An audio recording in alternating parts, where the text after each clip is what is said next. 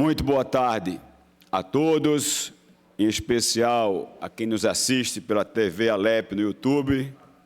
Vamos começar a presente reunião. Havendo número regimental, declaro aberta a 30ª reunião ordinária da 4ª Sessão Legislativa Ordinária da 20ª Legislatura, realizada em 6 de abril de 2026. Convido os deputados Caio Maniçoba, do Partido Progressista, para ocupar, respectivamente, a primeira e a segunda secretarias. Na segunda secretaria, o deputado Heriberto Filho. É aqui, pode ter colocado aqui, ok.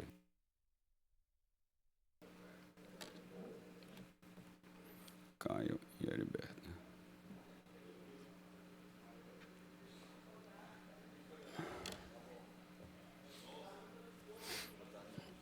Com a palavra, o segundo secretário, o deputado Heriberto Filho, ao tempo em que registro a satisfação desse Poder Legislativo inteiro de volta, até recentemente como secretário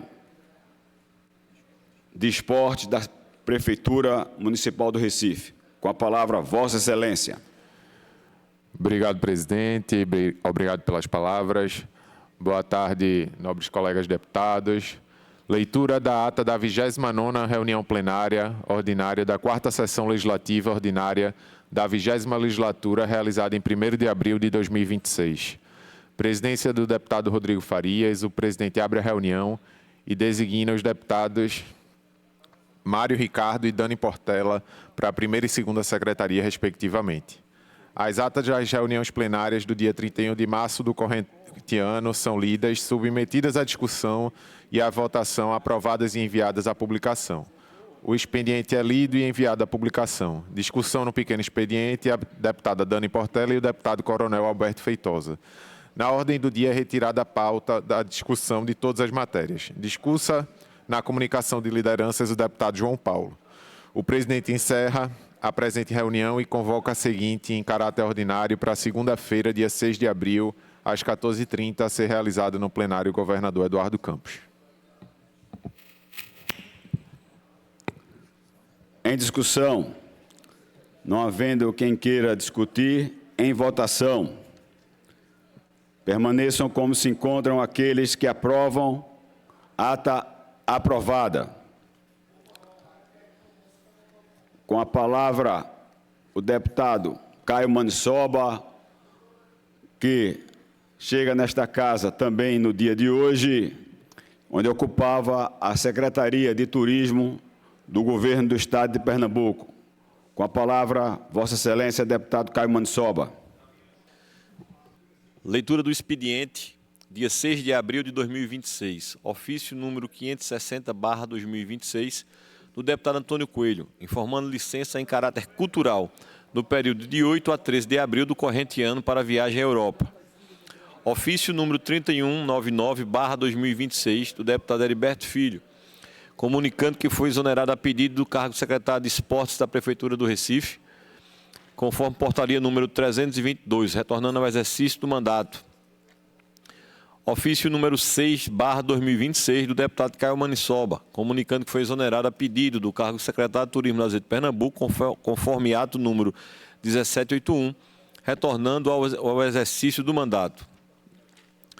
Ofício número 75/2026, da diretora-presidente da Empresa Pernambucana de Transporte Intermunicipal, EPTI, encaminhando o relatório que trata da transparência do Conselho de Administração e das conclusões do Plano de Negócios, exercício 2026, e da Estratégia de Longo Prazo, exercícios 26 a 30.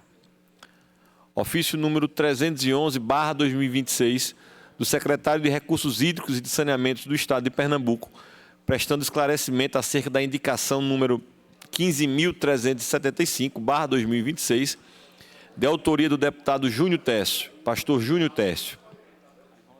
Ofício números 97, 98, 101 e 102/2026, do secretário executivo de Ações Estratégicas e Gestão, prestando esclarecimento acerca das indicações números 15.401, 15.578, 15.513 e 15.186, de autoria do deputado Pastor Júnior Técio.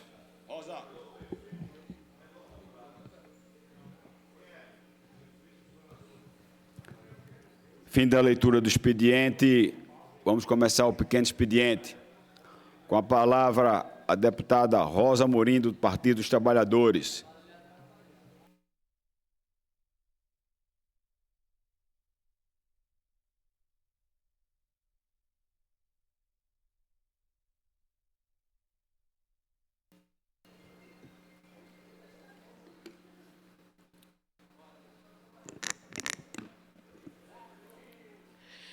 Então, boa tarde a todas as pessoas aqui presentes, presidente, deputados e deputadas, a imprensa, a quem nos acompanha aqui, dentro, fora do plenário.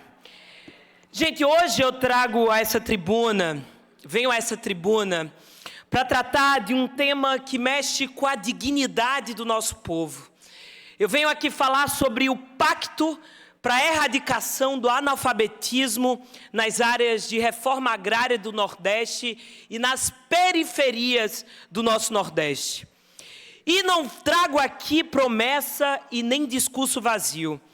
Trago uma conquista concreta.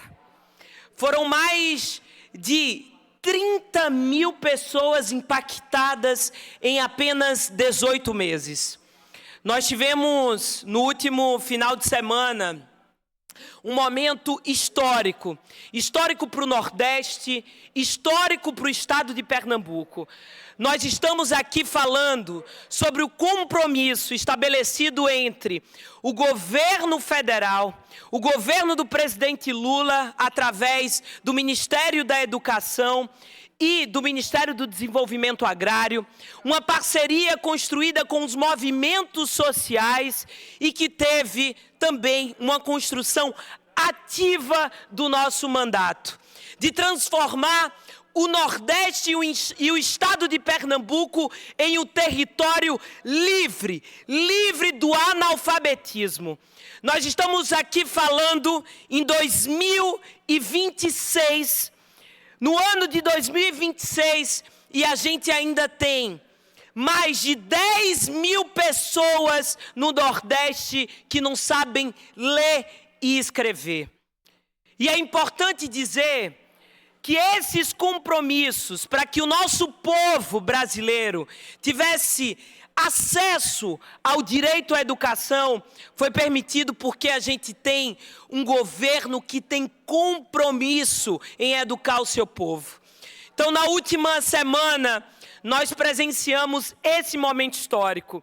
Estava presente aqui também o deputado João Paulo, que compareceu a esse momento de celebração, onde nós recebemos aqui no Geraldão 7 mil pessoas que tinham a idade entre 30 e 70 anos, que tiveram a oportunidade, nesses 18 meses, de se alfabetizar. Foi um momento que tocou o nosso coração, de ver aqueles senhores e aquelas senhoras pegando o lápis na mão e escrevendo o seu nome. Senhores e senhoras que disseram: eu passei a minha vida inteira na rua sem conseguir ler o letreiro do ônibus para voltar para casa. Eu tinha vontade de fazer uma receita e eu não conseguia ler a receita que me permitisse fazer aquela comida. Nós tivemos um momento emocionante para dizer que é possível sim a gente quebrar todos os latifúndios. E para aqueles que dizem que o movimento dos trabalhadores rurais sem terra, o MST, é um movimento de vagabundo, um movimento de invasor de terra, estamos aí para mostrar. Sabe o que o MST faz? O MST coloca um lápis na mão do povo trabalhador, do povo pobre, do povo camponês, do povo da periferia, que foi negado durante muito tempo o direito de ler e escrever. Então, eu queria aqui deixar registrado que aquele momento é um marco. Mas é um marco que nós precisamos dar conta de dar continuidade, de prosseguir com esse pacto de transformar o território do Nordeste um território livre do analfabetismo. E é por isso que eu trago esse tema a essa tribuna justamente agora, no mês de abril. O mês que inicia a nossa jornada da luta pela reforma agrária nesse ano. O nosso chamado Abril Vermelho. Abril Vermelho é mês de luta. Abril Vermelho é mês de resistência, da luta do povo camponês, da luta do povo sem terra. E eu quero dizer que a gente começa muito bem esse momento. Nós começamos de cabeça erguida, dizendo que se não fosse a luta do MST, junto com a luta do Mãos Solidárias, que é um movimento que vem travando uma luta nas comunidades da periferia da Grande Recife, fazendo campanha de alfabetização, construindo cozinha solidária, a gente não teria construído esse marco, que é ver cada vez mais o nosso povo aprendendo a ler e escrever. Eu queria terminar com uma música que eu acho muito bonita e que traduz um pouco esse espírito do que é a educação popular, a luta popular, quando a gente fala nessa perspectiva da garantia de um direito como a educação, Vou aprender a ler para ensinar os meus camaradas. Vou aprender a ler para ensinar os meus camaradas. E é isso que a luta popular faz. A gente compartilha o conhecimento que foi historicamente negado. E eu vou dizer, incomoda aqueles que têm ódio de povo pobre, que têm ódio de povo nordestino, de a gente ver o povo aprendendo a ler e escrever, mas para transformar o mundo. E não para por aí. Porque nós temos o PRONERA, que é o Programa Nacional de Educação e Reforma Agrária. E queiram ou não queiram os juízes, os deputados, os vereadores, não para por aí. Tem gente sem terra lendo e escrevendo? Tem gente sem terra lendo e escrevendo. Mas vai ter trabalhador rural segurando a enxada e virando doutor de verdade, porque a gente vai formar daqui a 5 anos 80 trabalhador rural, 80 filho de quilombola em médicos e médicas no nosso estado de Pernambuco. Nós vamos, mês que vem, já está tudo certo, dar início às turmas de agronomia do Sertão do São Francisco.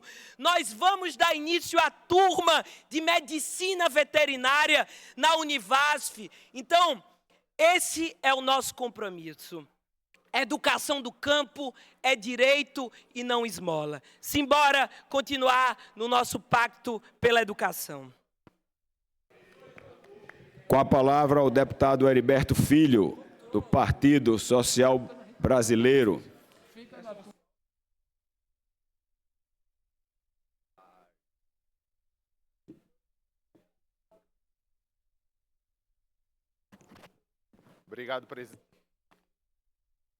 Obrigado, presidente. Boa tarde, nobres colegas deputados, profissionais da imprensa pernambucana, estimados colaboradores deste Poder Legislativo e a todas as pessoas aqui presentes. Retorno hoje à casa de Joaquim Nabuco com um sentimento de responsabilidade renovada. Desde que assumimos uma cadeira neste parlamento, procuramos honrar cada voto recebido com trabalho sério e compromisso público. E assim tem sido feito desde o dia que aqui chegamos. Durante esse período, apresentamos 94 projetos, além de 195 indicações e 141 requerimentos, sempre com foco em melhorar a vida da população, especialmente melhorar a vida daqueles que mais precisam. Afinal de contas, nosso mandato tem o lado da inclusão, da proteção social e da defesa das pessoas. Atuamos fortemente em pautas voltadas a pessoas com deficiência, às crianças e adolescentes, às mulheres e às famílias que dependem do Estado para garantir dignidade e oportunidade. Mas a vida pública também nos chama para novos desafios. E foi com esse espírito que aceitei o convite do prefeito João Campos para assumir a Secretaria Municipal de Esporte aqui no nosso Recife. Missão que exerci com muita dedicação, compromisso e senso de responsabilidade pública. À frente da Secretaria, avançamos de forma concreta. Implementamos e recuperamos importantes equipamentos esportivos, com a entrega de 6 gramadões em diversas comunidades. Comunidades essas que precisam de equipamentos de qualidade e de presença do serviço público, como o Campo do Banco, lá na comunidade da Várzea, o Campo do Cacique, na comunidade do Cardoso, o Campo do Poço da Panela, o Campo dos Caducos, ali na Mostardinha, e, recentemente, o tão sonhado Campo do 15. Também requalificamos o gramadinho do Ibura e todas as academias da cidade, as academias Recife, além de investir em novos equipamentos, como o programa Quadra no Grau, que foi uma iniciativa da nossa gestão, buscando levar mais espaços de qualidade para as comunidades, sempre com o apoio e parceria do então prefeito João Campos e vice-prefeito Vitor Marques. E aqui a gente pode levar para dentro das nossas comunidades um equipamento de qualidade utilizado no Torneio Nacional de Futsal. Batemos alguns recordes importantes, como na inscrição do Recife Bom de Bola de 2025, o maior campeonato de futebol de várzea do mundo, além de números que nos orgulham. São 39 mil academias no Recife, 17 mil pessoas atendidas no Esporte no Compás e 3.500 no time Recife. Recebemos grandes eventos esportivos que vão ficar na história do Recife, como o Campeonato Brasileiro de Ginástica, no qual também batemos recorde e, pela primeira vez, fizemos a arrecadação de mantimentos para o Banco de Alimentos do Recife, sendo doado para pessoas em situação de vulnerabilidade social. E o Campeonato Regional de Bocha, um importante campeonato para a modalidade paralímpica. Fortalecemos iniciativas que aproximam o esporte das pessoas, como o Recife Ativo, e lançamos outras, como o Recife Movimento, democratizando o acesso ao esporte para todos os lados da capital pernambucana. Também provemos grandes eventos de inclusão e cidadania, ao exemplo dos Jogos da Pessoa Idosa, Projeto Pé na Areia, Festival Paralímpico e a segunda edição do Brinca Recife, onde alcançamos o público de 3.000 crianças e adolescentes, reafirmando o nosso compromisso com a infância, com as pessoas com deficiência e com a construção de uma cidade mais humana.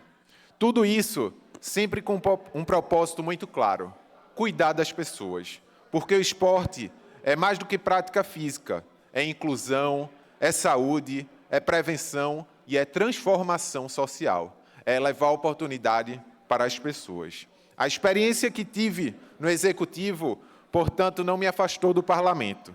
Pelo contrário, me preparou ainda mais. Retorno hoje a esta casa com um sentimento de missão cumprida, trazendo na bagagem não apenas ideias, mas vivências, práticas e resultados. É com essa visão que retomamos o nosso mandato, com o compromisso de transformar boas experiências em políticas públicas estaduais, de ampliar o debate sobre o esporte como política de saúde e política de inclusão, de fortalecer a atuação em defesa da primeira infância e das pessoas com deficiência, e de seguir vigilantes na fiscalização dos recursos públicos, garantindo que o dinheiro chegue onde precisa chegar, na vida do nosso povo.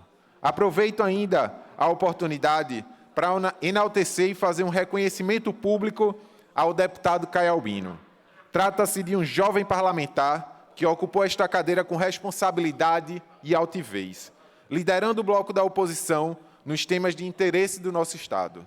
Quero deixar aqui também um agradecimento especial ao prefeito João Campos e Vitor Marques, por confiar no nosso trabalho e por sempre se preocupar com as obras e projetos voltados ao esporte no Recife. Por fim, quero reafirmar também a nossa disposição para o diálogo.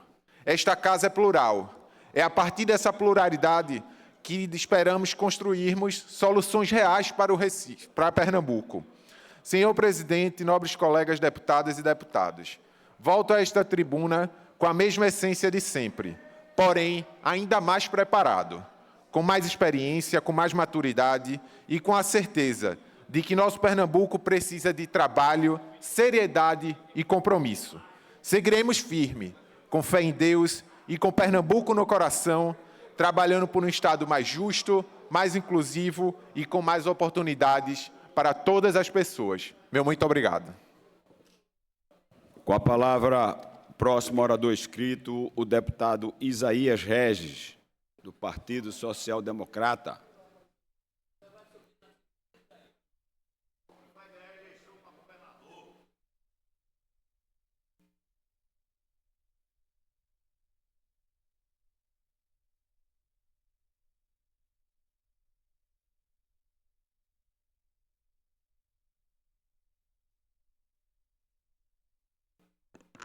Senhor presidente, senhores deputados, senhoras deputadas, nós tivemos aí uma notícia muito boa para a região do Agreste, onde nós conseguimos, através de um pedido nosso, através de um requerimento nosso e de um pedido à governadora Raquel Lira e à sua equipe, para que fosse colocado a via de asfalto na entrada do aeroporto de Garanhuns e a iluminação, que é necessária, a iluminação e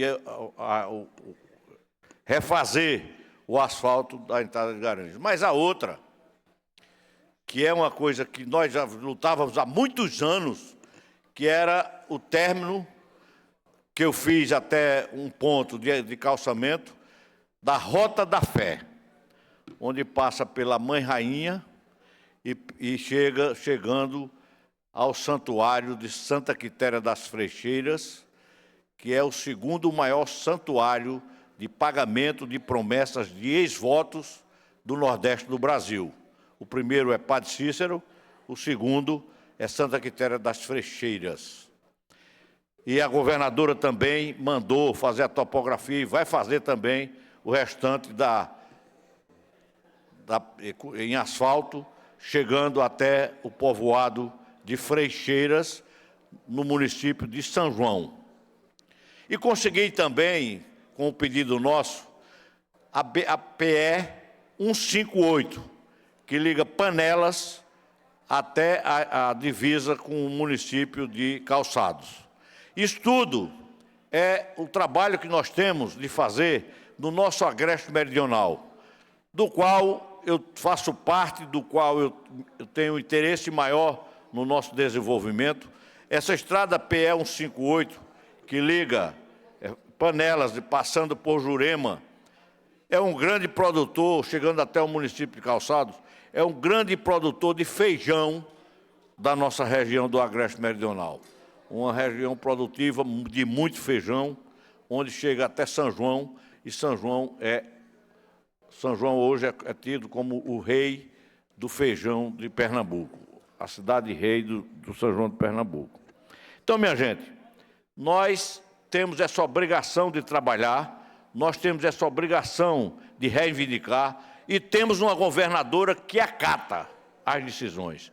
Estou pedindo também à governadora, que eu espero que ela também possa fazer, uma estrada vicinal que liga Garanhuns ao distrito de Miracica, que é o único distrito que não tem estrada feita por ninguém, e é um pedido nosso, nós estamos pedindo, e ela já fez a topografia, e eu espero que nós possamos ter o sucesso também dessa estrada, porque lá tem uma grande produção também de verduras, de hortigranja. Tem até uma fábrica lá no distrito, bem pertinho do distrito, que é na estrada, que é da Charque Suprema, que é de um colega nosso, ex-deputado estadual, que é sócio dela, que é de Ricardo Teobaldo. Também estou pedindo essa estrada para que possamos ter lá uma estrada que possa beneficiar a nossa região do Agreste. E fazendo o apelo também de uma escola também de ensino médio no distrito de São Pedro. O distrito de São Pedro é outro distrito grande do município, é um distrito que os alunos estão estudando em Jucati, porque nós não temos uma escola de ensino médio no distrito de São Pedro. E fiz o apelo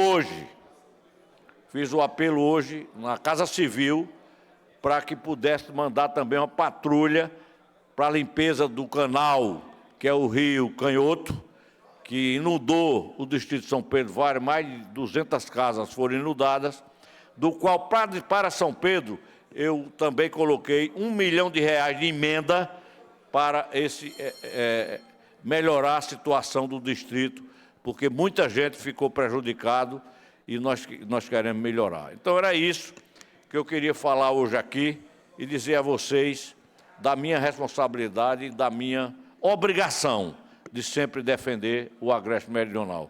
E viva Pernambuco, e viva a nossa governadora Raquel Lira, que eu tenho certeza absoluta que vai cumprir com tudo o que prometeu no estado de Pernambuco. Próximo orador inscrito, o deputado João Paulo, do Partido Trabalhadores.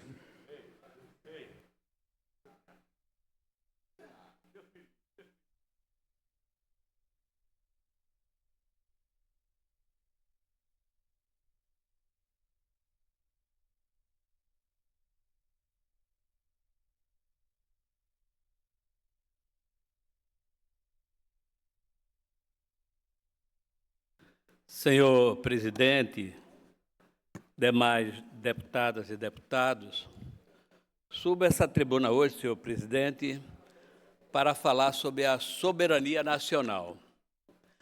Mas antes de falar sobre a soberania nacional, eu queria lembrar que hoje estaria fazendo, viu, nobre presidente, 100 anos,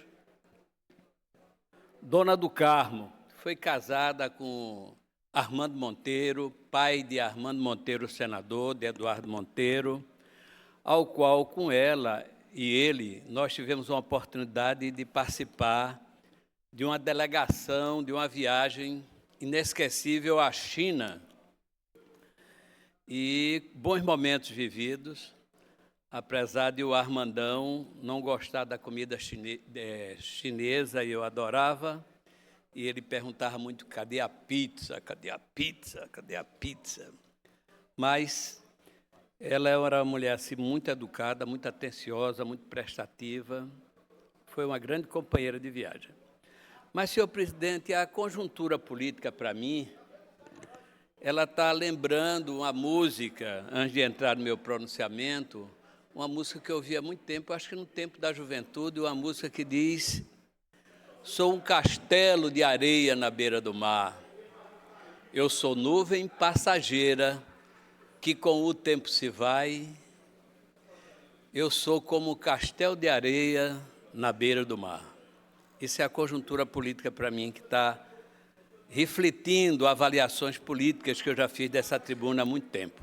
Mas, voltando ao tema de início, o Brasil não aceitará tutelas, não aceitará pressões indevidas, não aceitará que se questione, de dentro ou de fora, a legitimidade de sua democracia, não aceitará traidores da pátria. Presidente, suba a esta tribuna para tratar de um tema que deveria estar acima de qualquer divergência partidária ou ideológica: a soberania nacional. Quem é verdadeiramente patriota compreende que o Brasil pertence aos brasileiros. Como nação livre, independente e democrática, não podemos aceitar, sob nenhuma circunstância, interferências externas em nossos assuntos internos, em nossas instituições ou em nosso processo eleitoral. Infelizmente, nem todos compartilham desse compromisso. Há brasileiros que, em vez de defenderem o país, alinham-se a interesses e narrativas estrangeiras contrárias ao Brasil. Essa postura é mais grave ainda quando parte de um senador da República e pré-candidato à presidência. Alguém que deveria zelar, acima de tudo, pela integridade nacional. Refiro-me à atuação do senador Flávio Bolsonaro, cuja conduta tem se mostrado incompatível com o mandato que recebeu do povo brasileiro e ainda mais inadequado para quem aspira à presidência. É igualmente preocupante observar recentes declarações e ações do presidente dos Estados Unidos, Donald Trump, que colocam em dúvidas políticas públicas legítimas do Brasil e buscam enquadrar decisões soberanas como obstáculos aos interesses norte-americanos. Quando instrumento como o PIX, a regulação das plataformas digitais ou políticas comerciais internas passam a ser tratadas como problemas por um governo estrangeiro, não estamos diante de um debate técnico, mas de uma clara tentativa de pressão e ingerência. O Brasil não pode aceitar a lógica de que aquilo que beneficia seu povo deva ser combatido por desagradar outra nação.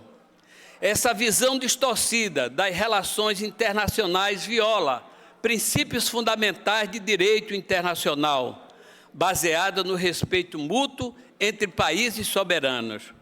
O Brasil não é e jamais será subordinado aos interesses externos. Não é aceitável que um parlamentar brasileiro, ainda mais um pré-candidato à presidência, busque legitimação política fora do país, sobretudo quando isso ocorre no meio de discursos que fragilizam nossas instituições.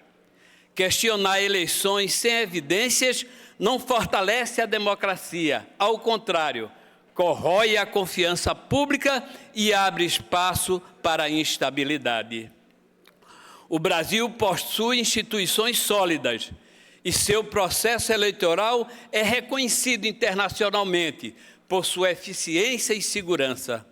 Insinuar fraude sem provas não é exercício legítimo de oposição, é irresponsabilidade política. Da mesma forma, é inaceitável que qualquer sinalização de entrega de recursos estratégicos nacionais a interesses estrangeiros. Ao prometer a lideranças internacionais abrir as portas das riquezas minerais brasileiras, como as terras raras, o senador demonstra uma visão equivocada do papel do Estado brasileiro. O patrimônio nacional pertence ao povo brasileiro e deve ser administrado em benefício da nossa sociedade, jamais como moeda de troca em alinhamentos ideológicos. Mas, presidente, o presidente Lula é o contraponto deste comportamento submisso da extrema-direita.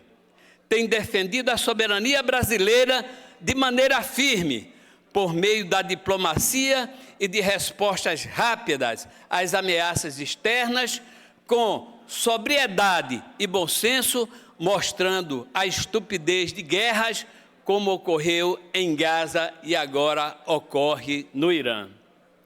Soberania é prática, é a capacidade de decidir de acordo com os interesses do nosso povo, respeitando a Constituição, as leis e as instituições.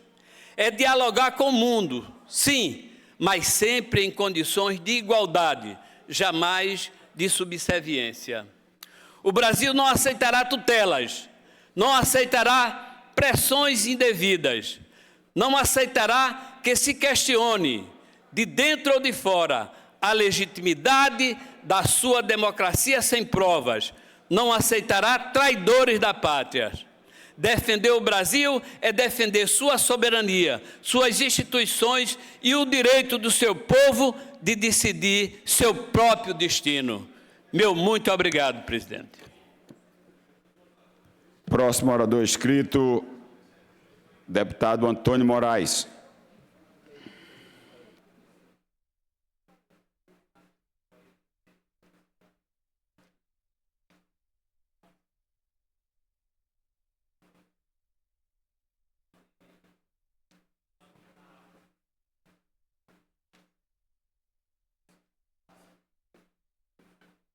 Senhor presidente, senhores deputados, senhoras deputadas, primeiro, parabenizar aqui a todos que fazem o governo de Pernambuco, mas eu queria, deputada Débora, fazer uma referência aqui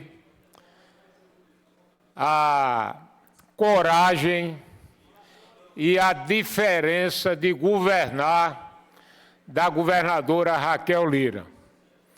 A Compesa está sendo feita uma concessão aonde a parte de barragem, de tratamento de águas, de adutora, vão continuar com a Compesa e toda a parte de distribuição foi feita a concessão. Dos 20 bilhões arrecadado com a concessão, os municípios terão uma fatia desse recurso e a governadora deixou livre para que cada prefeito possa aplicar em qualquer área que seja mais importante para o município, só não podendo pagar pessoal com esse dinheiro que vão receber da concessão, mas a governadora teve uma atitude que poucos teriam no período eleitoral. Todo o recurso que cabe ao governo do estado de Pernambuco pela concessão, e não é pouco dinheiro, é muito, a governadora vai investir única e exclusivamente em saneamento básico e água.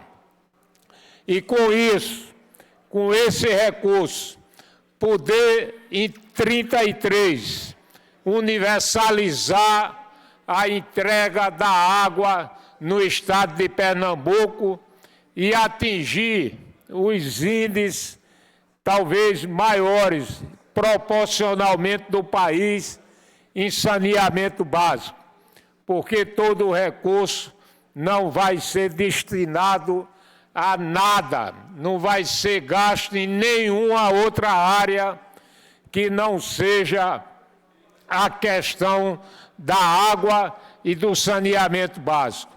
Talvez, se a governadora tivesse colocado esse recurso para construir mais estrada, para fazer política social, ela tivesse um retorno político muito mais rápido. Felizmente, pela atitude dela, o retorno político está vindo numa velocidade tão grande que assusta hoje os adversários políticos dela. Quem lembra, alguns meses atrás, o nosso candidato contrário tinha mais de 70%, a governadora tinha 18%. E agora, com a aprovação de mais de 61% da população pernambucana e empatando na pesquisa espontânea e invertendo na estimulada, já ganhando hoje as eleições, isso demonstra o trabalho, a seriedade, como ela tem trabalhado pelo estado de Pernambuco.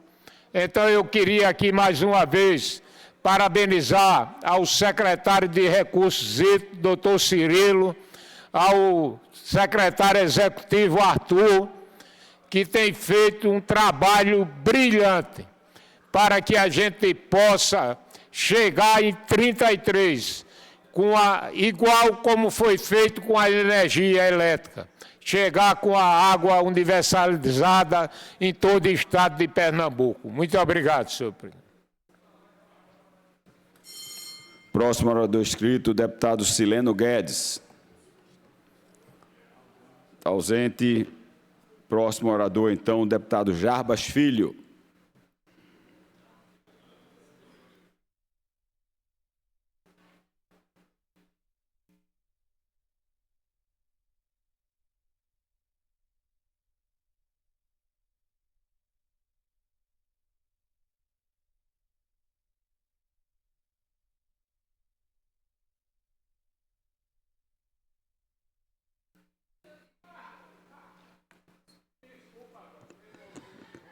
Senhor presidente, senhoras deputadas, senhores deputados, pernambucanas e pernambucanos que nos acompanham pela TV Alep e pelas galerias dessa casa, boa tarde. Eu escolhi permanecer do lado certo. Essa foi uma decisão construída com muita responsabilidade e coerência com aquilo que acredito ser o melhor para Pernambuco. Por isso aceitei o convite para me filiar ao PSD, que é liderado pela governadora Raquel Lira. Aprendi com meu pai, o ex-governador Jarbas Vasconcelos, que política tem lado, e o meu é junto com quem tem compromisso e investe no nosso povo.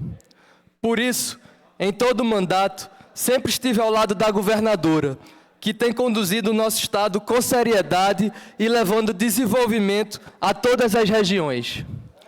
Do litoral ao sertão, é inquestionável que Pernambuco avança. E eu acredito nesse projeto, que olha para frente e transforma a vida das pessoas. Chego ao PSD para somar um time forte, preparado e comprometido com Pernambuco. O partido hoje, com 9 deputados nessa casa, representa um caminho sólido, com ideais claros, base estruturada e entregas concretas. Tenho acompanhado de perto a governadora em diversas agendas por todo o estado. E o que eu tenho visto, senhor presidente, é um Pernambuco que avança, que cresce e que retoma o caminho do desenvolvimento, com investimentos que chegam de canto a canto. Na última quinta-feira, por exemplo, tive a oportunidade de presenciar mais um conjunto de entregas importantes no agreste pernambucano.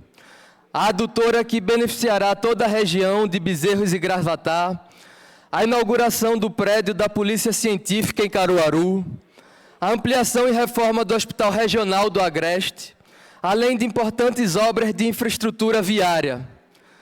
Entre essas ações, destaco uma que tem um significado especial para mim: a duplicação de mais um trecho da BR-232, uma estrada que integra o nosso estado e simboliza desenvolvimento. A duplicação da BR-232, iniciada ainda no estruturador governo de Jarbas Vasconcelos, levou progresso ao interior, mudou a realidade de muitos municípios e melhorou a vida de milhares de pernambucanos. Agora, a governadora Raquel Lira amplia essa conquista, aproximando ainda mais o sertão e fortalecendo a integração regional. E é dessa forma de governar que eu acredito e defendo, com ações concretas, com entregas reais, com responsabilidade e com compromisso. Uma gestão que olha para frente, sem perder tempo com disputas pequenas, mas focada no que realmente importa: melhorar a vida das pessoas. Por isso, senhor presidente, reafirmo desta tribuna: o meu trabalho continua com um compromisso firme de fazer a diferença na vida dos pernambucanos. Do litoral ao sertão, sempre com presença, diálogo e responsabilidade. A escolha pelo lado certo é e sempre será a melhor escolha. Muito obrigado. Tendo o deputado Jarbas Filho como último orador do pequeno expediente, vamos agora ao grande expediente. Primeira oradora, a deputada Débora Almeida. Deputada Débora Almeida desistiu. Deputado Doriel Barros. Deputado Doriel Barros, ausente. Na sequência, a deputada Dani Portela.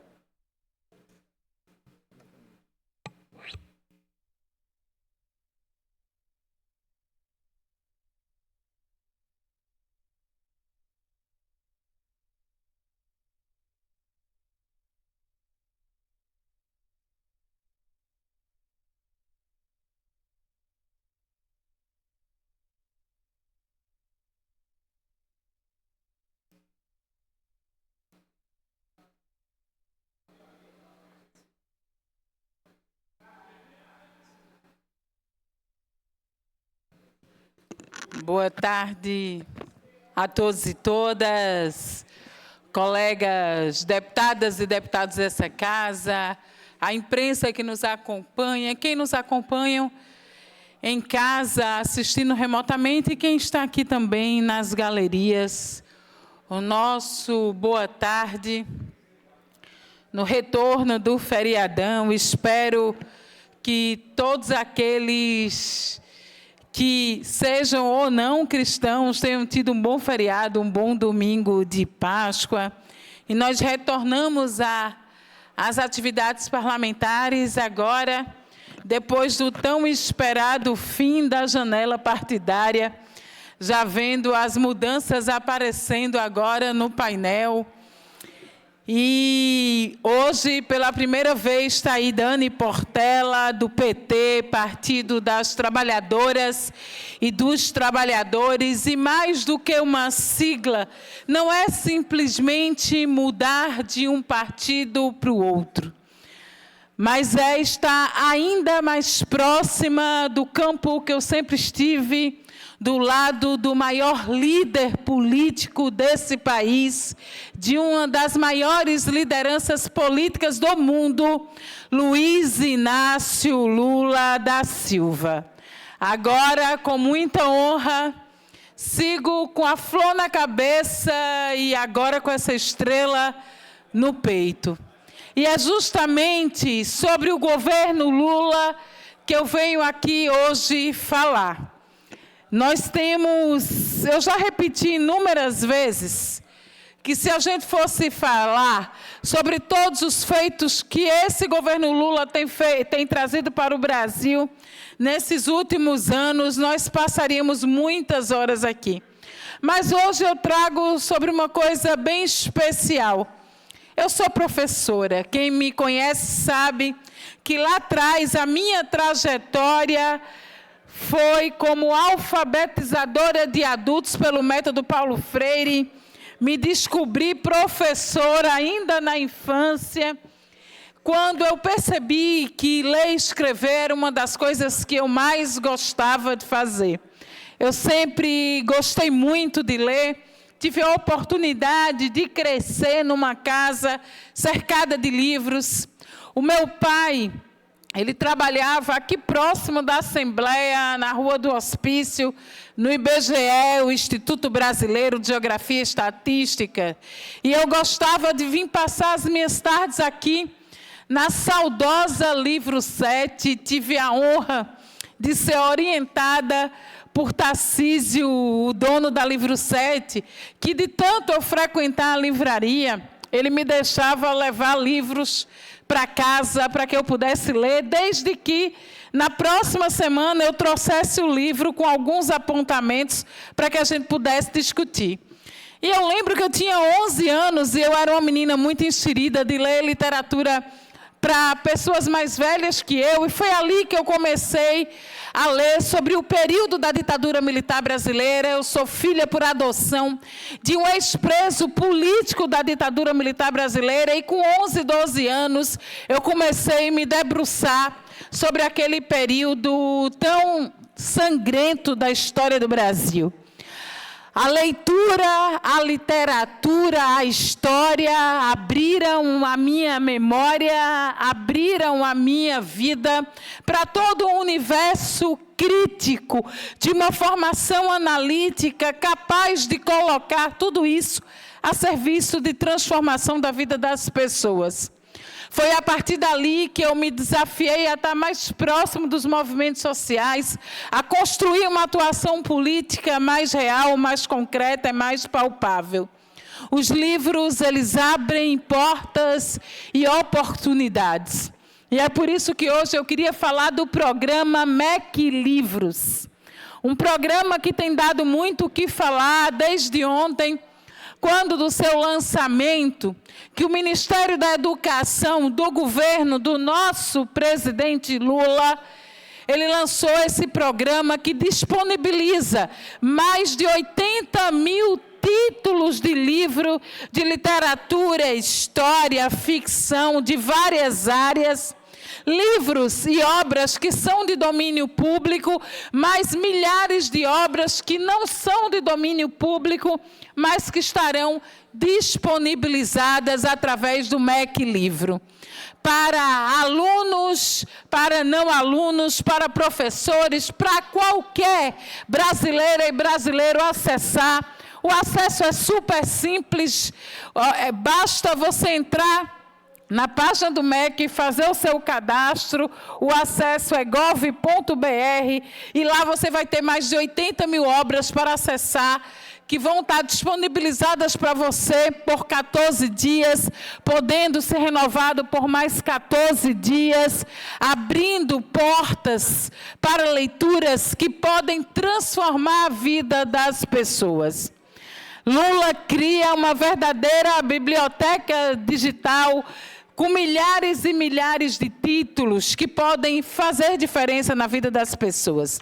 A gente está falando em leitura, a gente está falando em educação, vamos fazer o L sempre, a gente está falando no poder transformador que a educação pode ter.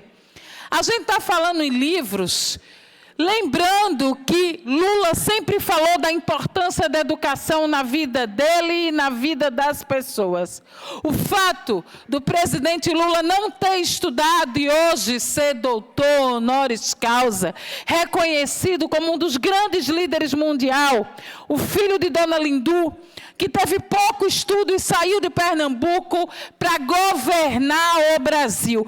Queiram ou não queiram os juízes, governo Lula 1, Lula 2, Lula 3, rumo ao tetra, Lula pelo 4º governo liderando esse país. A gente fala de um programa de livros, não podemos esquecer, a história e a literatura está aí para nos mostrar isso, o que foram os 4 anos do pior governo da história desse Brasil. O governo que, como as suas primeiras ações, atacou justamente o quê? A educação e a ciência.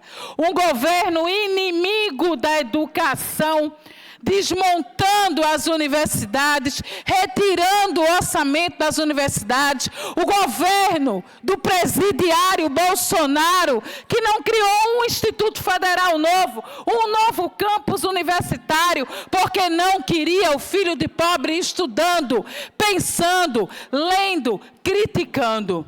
E um governo que tem um projeto de continuidade, um projeto familiar, que quer passar para a família, a milícia familiar, de pai para filho, que quer tirar oportunidades novamente, como sempre fez nos últimos anos. Lula, ele tem muito a ensinar. Com mais de 80 mil livros disponibilizados, espero que nós, nossos filhos, nossas filhas, nós tenhamos muito a aprender. A literatura liberta, a cultura transforma, e a literatura, com a leitura crítica, ela vai falar da importância que nós temos para decidir, não só o presente, mas o futuro do nosso país. E o futuro do nosso país aponta para a reeleição do maior e melhor presidente da história do Brasil, Luiz Inácio Lula da Silva. Eu termino a minha fala com um livro, uma das obras que também está nesse acervo disponibilizado pelo MEC, de uma escritora que muito nos inspira, Carolina Maria de Jesus, uma mulher negra, mãe solo, catadora de papel, e que aprendeu a ler e a escrever muito tarde e se tornou uma das maiores escritoras do nosso país. Carolina, assim como o nosso presidente Lula, ela conheceu a fome. Carolina, assim como o nosso presidente Lula, ela conheceu a miséria, ela conheceu a pobreza, ela conheceu, assim como Dona Lindu, a mãe de Lula, conheceu o que é ir dormir sem ter certeza se alimenta os seus filhos no dia seguinte. Isso é uma coisa que milhares de mulheres negras nesse país sabem onde aperta, onde a fome chega, onde a miséria importa. E Carolina transformou a sua vida com a literatura, com a leitura, e ela dizia que ela tinha muito medo de que apagassem aquilo que ela escrevia. E ela catava papel e ali ela rabiscava o seu livro, Quarto de Despejo. E ela disse que uma vez ela não tinha nenhuma caneta, ela só tinha um lápis. E ela escreveu de lápis e disse: eu tenho medo de a obra não se eternizar e alguém vir com uma borracha e apagar o que eu escrevi. Carolina fez a experiência de apagar uma frase, mas ela percebeu que o relevo da escrita ficava marcado no papel. E dali ela dizia para esse país que ela era Carolina Maria de Jesus e que nenhuma borracha poderia apagar tudo aquilo que ela escreveu. Nenhuma borracha pode apagar o tamanho das políticas públicas que Luiz Inácio Lula da Silva tem trazido para o país. Uma honra hoje aparecer aqui como deputada do PT, do partido de Lula, aceitando o chamado e o convite do presidente para seguir escrevendo uma nova página na história de Pernambuco e na história do Brasil. Obrigada. Não havendo mais oradores inscritos, vamos então dar início à ordem do dia. Segundo a discussão do substitutivo número 1/2026 ao projeto de lei ordinária 2470/2025. Autora, Comissão de Constituição, Legislação e Justiça. Autor do projeto, deputado João Paulo Costa. Parecer favorável da 16ª Comissão. Coloca em discussão a matéria. Não havendo quem queira discutir, coloca em votação. Aqueles que forem favoráveis permaneçam como se encontram. Proposição aprovada. Segundo a discussão do projeto de lei ordinária número 3036/2025, autora, deputada Simone Santana, institui a política estadual de redução de exposição digital e promoção do contato com a natureza na infância e da outras providências. Pareceres favoráveis da primeira, segunda, terceira, quinta, sétima, nona, 11ª e 11ª comissões. Coloque em discussão a matéria. Não havendo quem queira discutir, coloque em votação. Aqueles que forem favoráveis permaneçam como se encontram. Proposição aprovada. Discussão única do projeto de resolução número 3703/2026. Autor, deputado Gilmar Júnior. Pareceres favoráveis da primeira e quinta comissões. Colocam em discussão a matéria. Não havendo quem queira discutir, coloco em votação. Aqueles que forem favoráveis permaneçam como se encontram. Proposição aprovada. Discussão única do parecer de resolução discussão única do projeto de resolução número 3732/2026. Autor, deputado João Paulo. Pareceres da primeira e quinta comissões. Coloque em discussão a matéria. Não havendo quem queiram discutir, coloque em votação. Aqueles que forem favoráveis permaneçam como se encontram. Proposição aprovada. Discussão única do projeto de resolução número 3745/2026. Autor, Deputado Renato Antunes. Pareceres favoráveis da primeira e quinta comissões. Coloque em discussão a matéria. Não havendo quem queira discutir, coloque em votação. Aqueles que forem favoráveis permaneçam como se encontram. Proposição aprovada. Discussão única das indicações 15.850 a 15.872 e dos requerimentos 4.959 a 4.973 e ainda 4.979 a 4.982, autoria de diversos parlamentares. Lembro a todos que as discussões de requerimentos e indicações, pelo seu volume, são feitas em bloco. Quem quiser discutir alguma proposição individualmente, basta informar o número que a gente a destaca das demais. Coloco, portanto, em discussão as matérias. Não havendo quem queira discutir, coloque em votação. Aqueles que forem favoráveis permaneçam como se encontram. Proposições aprovadas. Comunicação de liderança. Com a palavra o deputado João Paulo, do Partido dos Trabalhadores.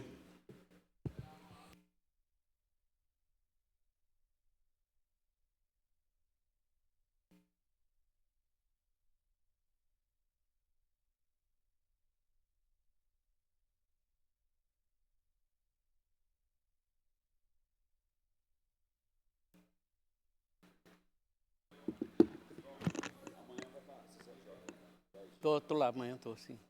Estou vindo de Olinda, mas vou chegar na hora. Mas quem vai presidir, você ou Edson?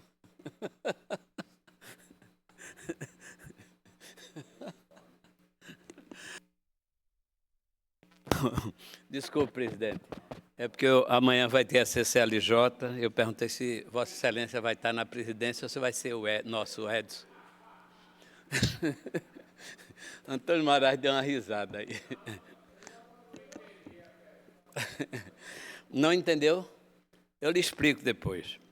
Mas, senhor presidente, eu tinha até combinado com a deputada Rosa Amorim para que a gente pudesse compartilhar, mas ela não pôde, porque ela teve que sair, sobre essa importância, não é, que a educação liberta. Eu digo isso, presidente, porque eu venho de uma família extremamente humilde. Minha mãe só tinha o 4º ano primário, meu pai também. Mas era uma época em que quem tinha o 4º ano primário dava para trabalhar e sobreviver dignamente, não é? Isso quando meu pai era jovem. O tempo foi evoluindo.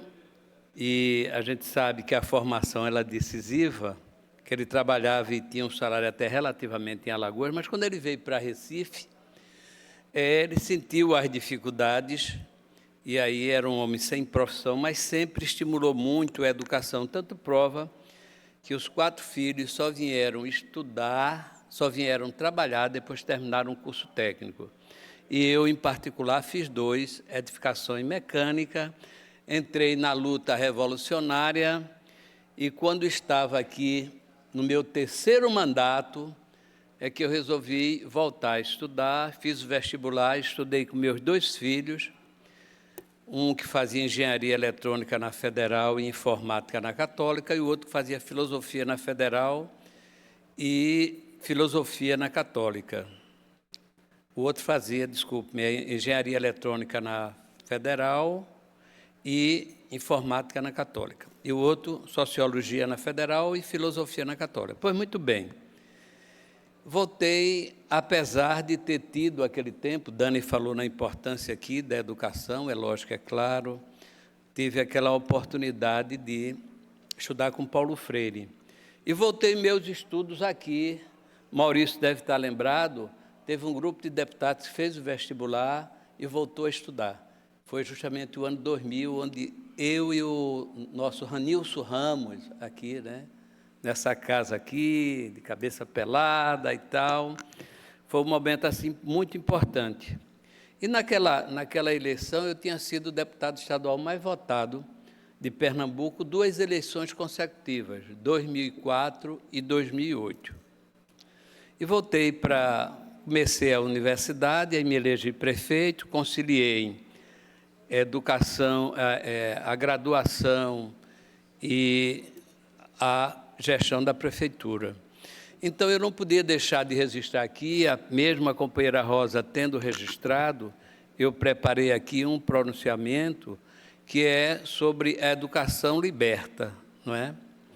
Então, é lógico que não é só a formação acadêmica, não é só estar sentado no banco de uma universidade, de uma faculdade, de uma escola que transmite conhecimento. E importante falar que a companheira Dani Portela aqui falou do título de honoris causa do nosso presidente Lula, que tem em torno de 47 honoris causa. E é importante lembrar, eu sei que todo mundo aqui sabe, mas é importante lembrar o que é, na prática, um honoris causa. Honoris causa é quando os doutores de uma universidade chamam um leigo, mas que tem conhecimento da vida, da política em determinada área, e vão aprender com ele. Isso, na verdade, é o verdadeiro sentido do honoris causa, né? Então, essa questão da educação e a alfabetização, na verdade, é todo um universo que se abre para qualquer ser humano, que é de fundamental importância. E haja visto o quadro de exploração que a burguesia nacional fez da classe trabalhadora, dos africanos sequestrados, do extermínio de parte significativa da população indígena, inclusive privou o nosso povo, na sua grande maioria, de ter acesso ao conhecimento, aos seus direitos, né? Por isso que o trabalho que o MST faz, junto com a Mãos Solidárias e o MST, é fundamental. E eu queria fazer questão de deixar o registro aqui nessa casa, do meu pronunciamento. Então, lá vai. A alfabetização de jovens e adultos em áreas de reforma agrária e periferias reforça o papel da educação na redução de desigualdades. A articulação entre políticas públicas e movimentos sociais, como o Mãos Solidárias e o MST, amplia o acesso ao ensino e fortalece oportunidades para populações historicamente excluídas. Ocupo hoje essa tribuna, no tempo de liderança, para compartilhar uma experiência que, mais do que um evento, foi um retrato vivo do Brasil que resiste, se organiza e acredita no poder de transformação da educação. Há poucos dias, tive a honra de participar da formatura de mais de 6.000 alunos da educação de jovens e adultos, o EJA, de áreas de reforma agrária e periferias. Estive ao lado de representantes do Ministério da Educação, de movimentos sociais, da deputada Rosa Amorim, do senador Humberto Costa e da senadora Tereza Leitão. Foi um momento profundamente simbólico. Trabalhadores e trabalhadoras rurais, homens e mulheres da periferia, tendo a oportunidade de aprender a ler e escrever, de retomar os estudos e reconstruir seus caminhos. Mais do que uma formatura, foi a dignidade sendo reafirmada por meio do conhecimento. Também acompanhamos o lançamento do CAD-EJA, iniciativa coordenada pelo Ministério da Educação, que representa um avanço importante. Pela primeira vez, o país passa a contar com uma ferramenta que facilita o acesso à matrícula para jovens e adultos, a partir de 15 anos, que desejam concluir os seus estudos. Esse instrumento, lançado pelo governo do presidente Luiz Inácio Lula da Silva, amplia o alcance da educação e reafirma o princípio inegável, o direito a aprender em qualquer fase da vida. Essa jornada celebrou a alfabetização em áreas de reforma agrária e mostrou que é possível resgatar trajetórias interrompidas. Um esforço nacional que só se concretiza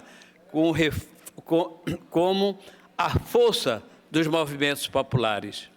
Nesse processo é fundamental destacar o papel dos Mãos Solidárias e do Movimento dos Trabalhadores Rurais Sem Terra, que levam a educação, dignidade e perspectiva do futuro a quem historicamente teve o direito negado. O Mãos Solidárias evidencia que a solidariedade organizada transforma realidades e o MST, ao lado de sua trajetória, construiu muito mais que a luta pela terra, consolidou um modelo que integra produção, formação política, educação popular e compromisso social. O que vimos nesse encontro é o resultado dentro dessa construção. A educação chegando aonde, por muito tempo, foi negada. O Brasil ainda convive com o desafio do analfabetismo e com profundas desigualdades no acesso à educação. Mas também avançamos. Hoje o país se aproxima da universalização do ensino fundamental e alcança números recordes na educação profissional, ampliando oportunidades para milhões de brasileiros. Esses avanços são fruto de decisões eminentemente políticas. O presidente Lula já afirmou que a elite brasileira nunca quis que o povo estudasse, porque a educação liberta, forma cidadãos críticos e transforma realidades.